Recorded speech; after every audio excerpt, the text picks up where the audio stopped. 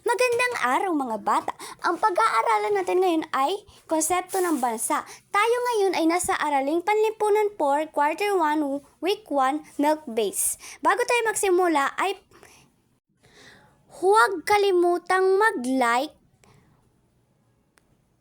mag-subscribe at ang notification. Sa araling ito, ikaw ay inaasahan na matatalakay mo ang konsepto ng bansa. Mabubuo mo ang kahulugan ng bansa. May papaliwanag mo na ang Pilipinas ay isang bansa. Kamusta mga bata? Sa araw na ito ay pag-aaralin natin ang tungkol sa konsepto ng bansa. Sa araling ito ay pag-aaralan natin ang mga konsepto ng bansa. May pamamalas ang pangunawa sa pagkakakilanlan ng bansa ayon sa mga katangiang geographical. Gamit ang mapa, matatalakay ang konsepto ng bansa, mabubuo ang kahulugan ng bansa at maipapaliwanag na ang Pilipinas ay isang bansa. Paano masasabi na ang isang lugar ay isang bansa? Bakit tinatawag na bansa ang Pilipinas? Ano ba ang kahulugan ng bansa? Pag-aralan natin mga bata. Ang bansa ay lugar o teritoryo na may naniniraang mga grupo ng mga tao na may magkakatulad na kulturang pinanggalingan kung saan makikita ang iisa o pare-parehong wika, pamana, relihiyon at lahi. Mga bata, meron tayong apat na elemento ng pagkabansa. Unang tao, pangalawa teritoryo, pangatlo pamahalaan at pang-apat soberanya. Tao. Ang tao ay tumutukoy sa grupong naninirahan sa loob ng isang teritoryo na bumubuo sa populasyon ng bansa. Pangalawang mga bata ay ang teritoryo.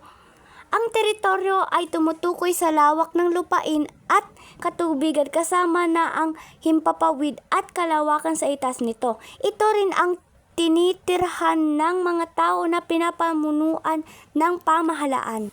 Sumunod ay ang pamahalaan. Ang pamahalaan ay isang samahan o organisasyong politikal na itinataguyod ng mga grupo ng tao na naglalayong magtatag ng kaayusan at magpanatili ng isang sibilisadong lipunan. At panghuli, ang soberanya. Ang soberanya o ganap na kalayaan ay tumutukoy sa kapangyarihan ng pamahalaang mamahala sa kaniyang nasasakupan.